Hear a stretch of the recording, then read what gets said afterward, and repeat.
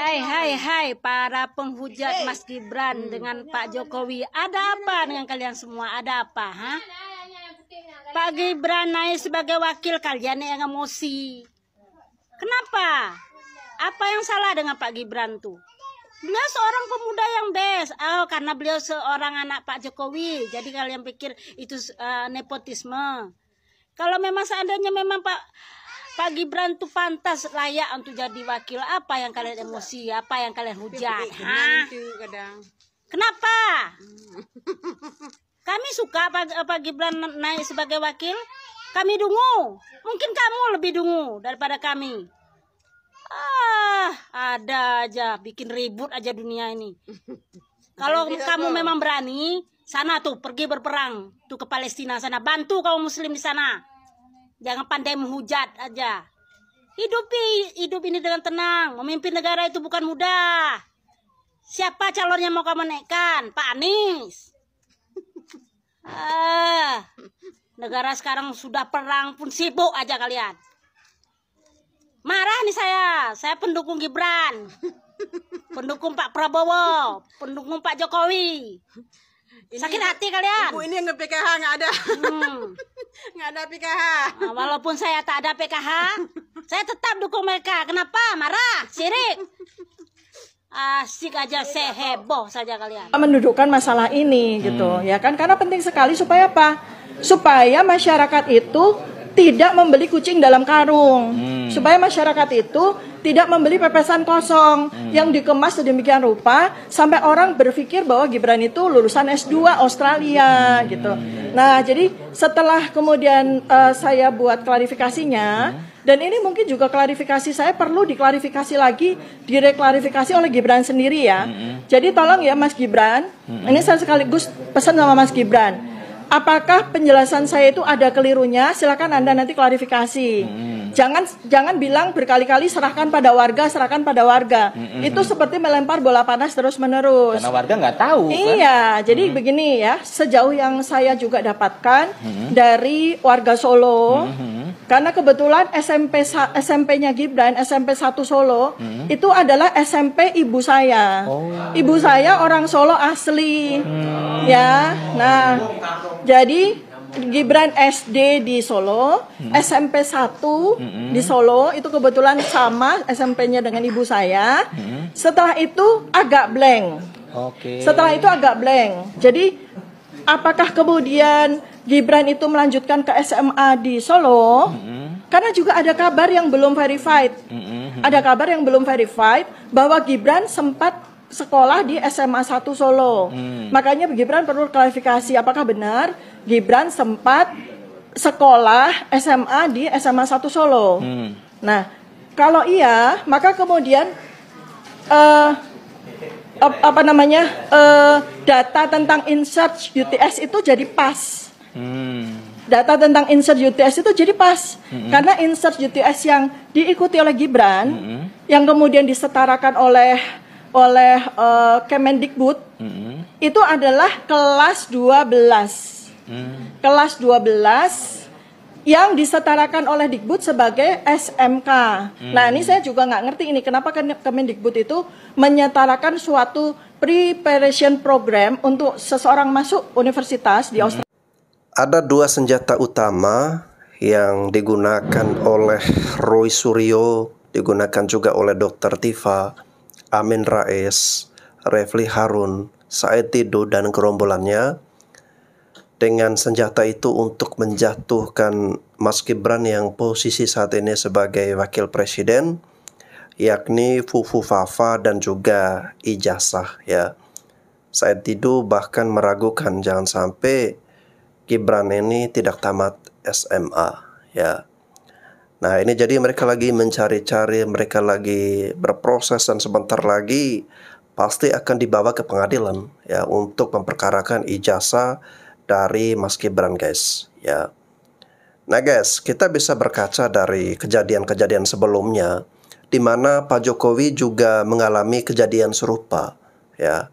Egy Sujana dan kelompoknya, lalu ada Ustadz yang sudah dipenjara itu.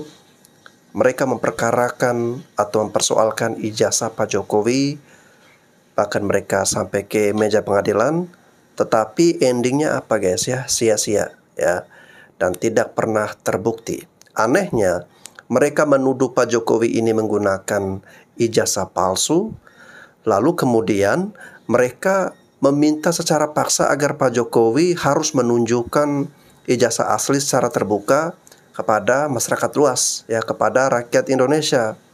Harusnya kalau memang Pak Jokowi ini menggunakan ijazah palsu, mereka harus menunjukkan, membuktikan di mana letak kepalsuannya itu, ya. Tetapi mereka tidak mampu membuktikan, mereka hanya asal menuduhkan. Dan sekarang ya, Mas Gibran coba untuk mereka serang lagi dengan ijazah ini guys, ya. Tapi saya tetap yakin bahwa itu semua akan berakhir sia-sia. Oke guys, ini ada omelan dari emak-emak untuk Dokter Tifa. Kita dengarkan lagi berikut ini. Ini sambung lagi nih. Ini Pak apa namanya? Gibran naik sebagai wakil kalian sih, Bu. Oh, kalau saya naik presiden bagaimana? Tentu lebih itu kamu bilang. Dungu lah, bodoh lah, macam lah. Banyak mulut kalian ini. Apa? Misalnya dia itu jadi wakil, kamu apa yang dirugikan sama kamu? Apa? Saya tanya. Sibuk saja kalian menghujat-hujat Pak Jokowi itu. Menghujat Pak Mas Gibran. Ada apa? Apa yang kamu dirugikan? Anak kamu tak terpilih, tak bisa jadi pegawai atau apa? Oh, memangnya enak mimpin negara. Kami aja di Aceh ini sering perang, tapi kami bisa ikut memilih Pak Prabowo juga. Walaupun di sini Pak Anies menang. Jangan begitu, jangan suka memecah belah bangsa. Cobalah berperang seperti Bapak Prabowo, bagaimana? Kalian ini mulut aja besar. Ada aja kalian. Kenyang dengan PKH, betul. Kenyang dengan BLT, betul. Kenapa? Marah? Iri? Oh, ya kan Nombit? Ya kan Irina? Betul kan? Oh, di Aceh ini Pak Anies menang, tapi kami bisa nerima, legowo kami. Kalian yang sibuk ribut aja. Guys, nih kita lihat nih postingan Dokter Tipu yang terbaru nih. Nih kita baca. Musuh bersama rakyat itu namanya Fufu Fafa, bukan Presiden Prabowo. Bahkan sekarang semua kekuatan harus mendukung beliau. Karena ancaman kudeta 2027 nih, ingat nih ya.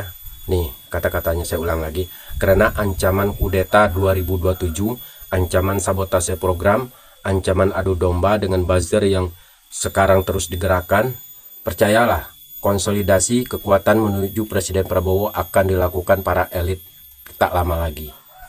Nah, kemudian di bawahnya kita lihat Mas Anies Baswedan akan merapat ke Presiden, Mbak Puan Maharani dan PDI Perjuangan akan merapat ke Presiden, Mas Ganjar Pranowo dan Pak Mahfud MD akan merapat ke Presiden. Demikian juga tokoh-tokoh yang lain. Kita tunggu 3 bulan atau 100 hari hingga 6 bulan akan banyak kejutan yang dilakukan bapaknya Bobi Kartanegara dan harus didukung. Nih postingan Dokter Tipu yang terbaru ya. Woi, Dokter Tipu tolol. Nih ya gua kasih tahu. Lu waktu Pilpres lu kemana aja? Kenapa lu nggak ngedukung Pak Prabowo waktu itu? Kenapa lu ngedukung Anies? Nah sekarang setelah Pak Prabowo dan Mas Gibran menang, kenapa lu seakan-akan jadi pahlawan kesiangan, tolol? Kami nih rakyat yang 58% itu santai-santai aja. Lalu kenapa lu yang notabene pendukung Anies Baswedan seakan-akan lu sekarang udah mendukung Prabowo karena kebencian lu terhadap wakilnya? Kan tolol itu namanya. Nah sekarang lihat sendiri nih, lu udah seakan-akan lu tuh udah mendahului Tuhan, mendahului rencana Tuhan. 2025 juga belum, nah lu udah memprediksi 2027, kan tolol itu namanya. Nih gua kasih tahu ya, Pak Prabowo memilih Mas Gibran itu tentunya dengan pertimbangan yang sangat matang, bukan asal-asalan. Karena sebelum beliau menentukan pilihannya terhadap Mas Gibran, beliau itu sudah pernah ke Solo. Beliau sudah melihat kinerjanya waktu di Solo. Tahu nggak lo? Jadi beliau berdua ini udah satu paket. Nggak bisa lu menyenangi satu presiden terus membenci wakilnya, nggak bisa, karena mereka ini udah satu paket. Dan kami ya sebagai pendukung Pak Prabowo dan Mas Gibran, nggak penting banget, tahu nggak? Lu ngedukung Pak Prabowo nggak penting. Lu tetap aja berada di barisan Anies Baswedan, di barisan perubahan. Ngapain lu ikut-ikutan mendukung Pak Prabowo? Nggak penting, tahu nggak? Ngapain kayak pahlawan kesiangan mau ikut-ikutan mendukung Pak Prabowo tapi nggak mengakui wakilnya. Woi, mereka itu satu paket. Siapa tahu kalau bukan Mas Gibran wakilnya, siapa tahu Pak Prabowo nggak menang gitu.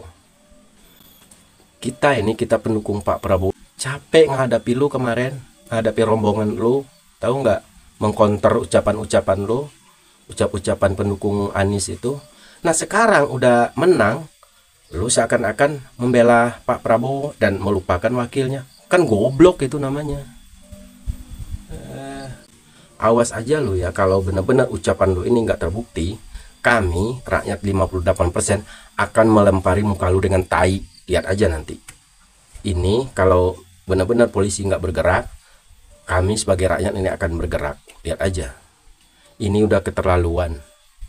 Ngapain kamu posting-posting kayak gini? Mau jadi pahlawan kesiangan? Dokter tai lu.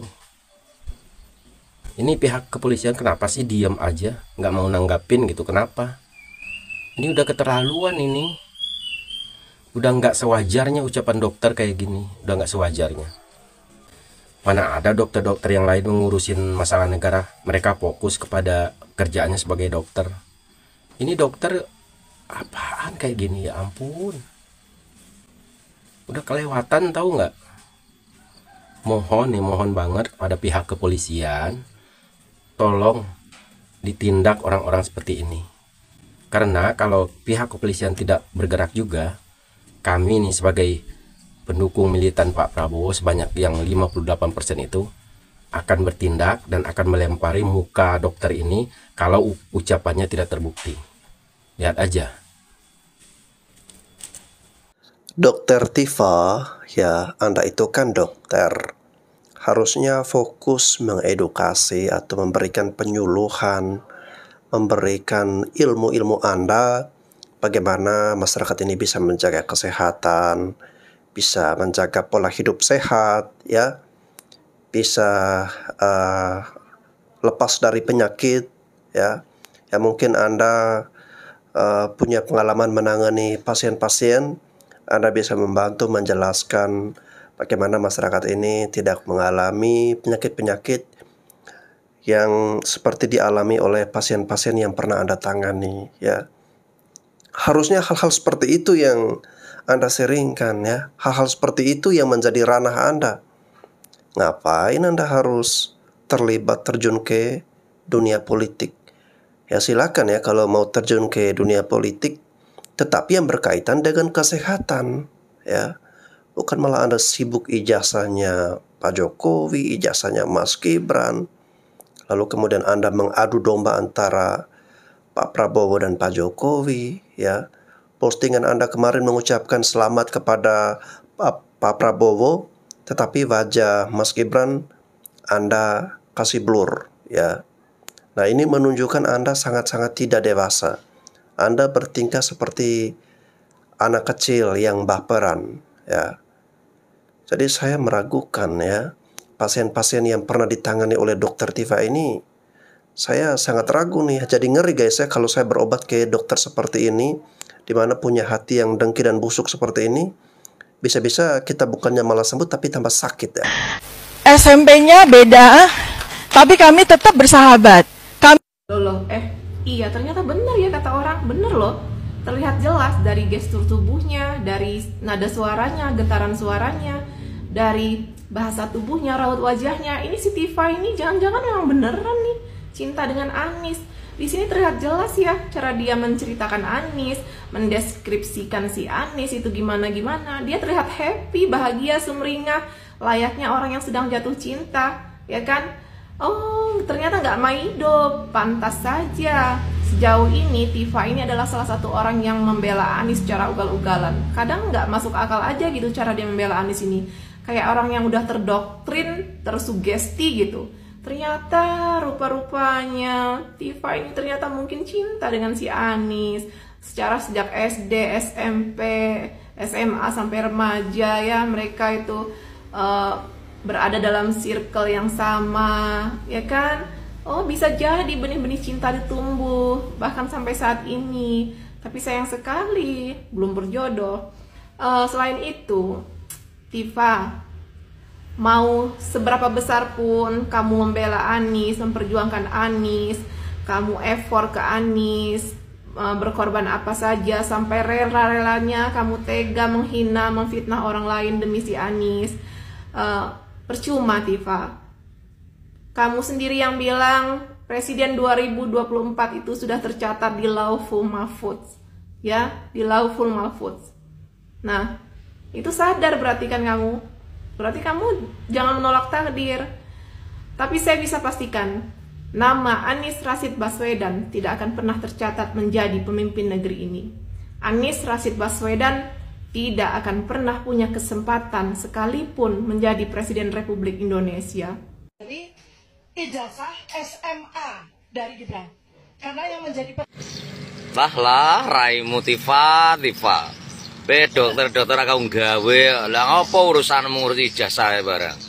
Biyen bapake mbok urusi ijazah, saiki anake raimu rai kethek. Punyo asu kuwi.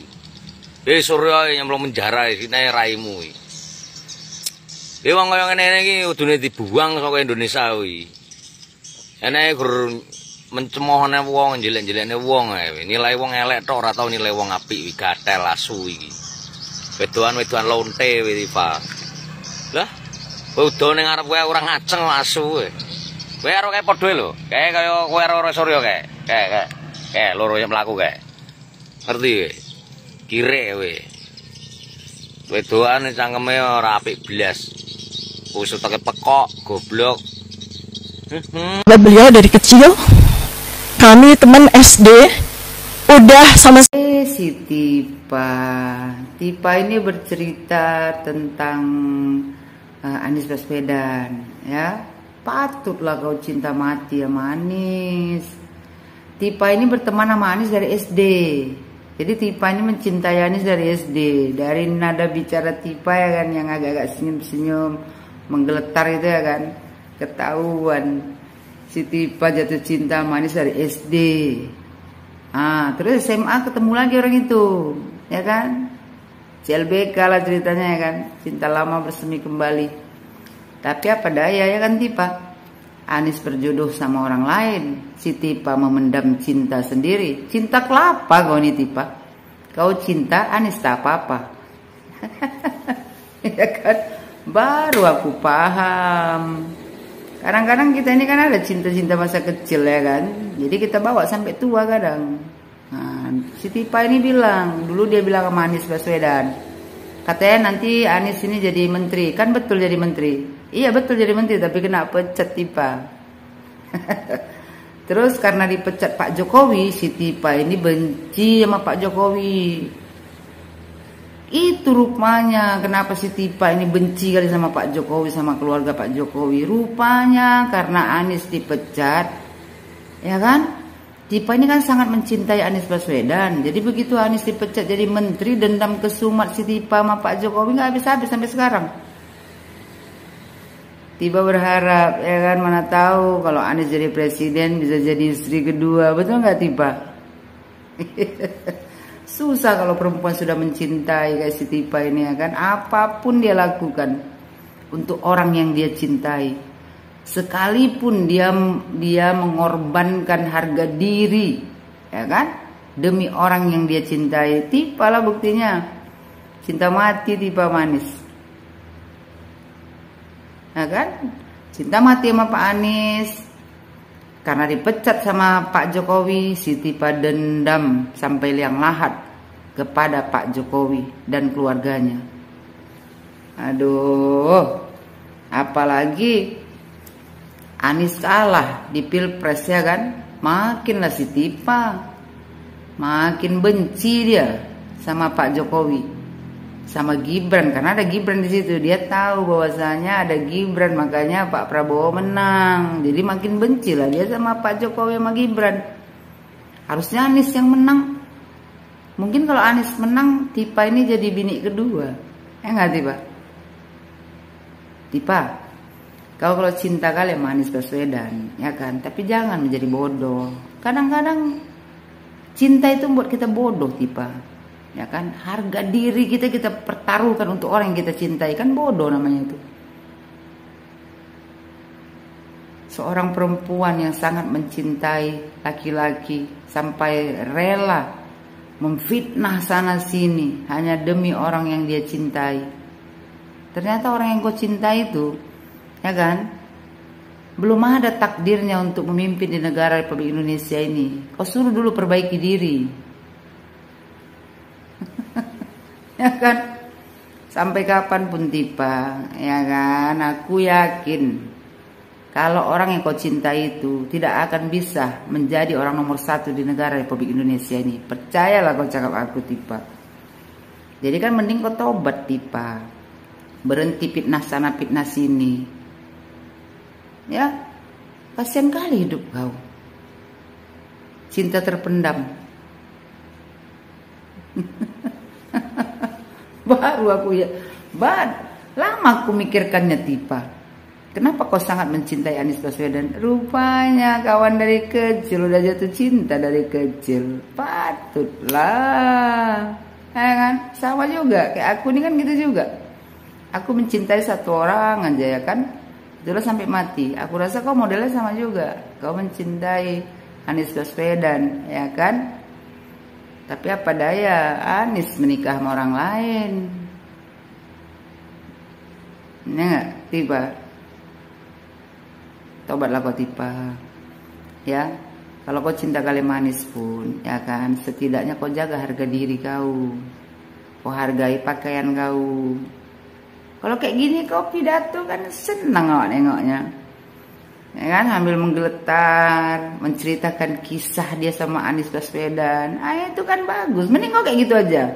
Daripada kau fitnah Pak Jokowi, fitnah Gibran, kan mending kau ceritakan kisah masa lalu kau sama Anies Baswedan. Macam mana? Mantap nggak itu?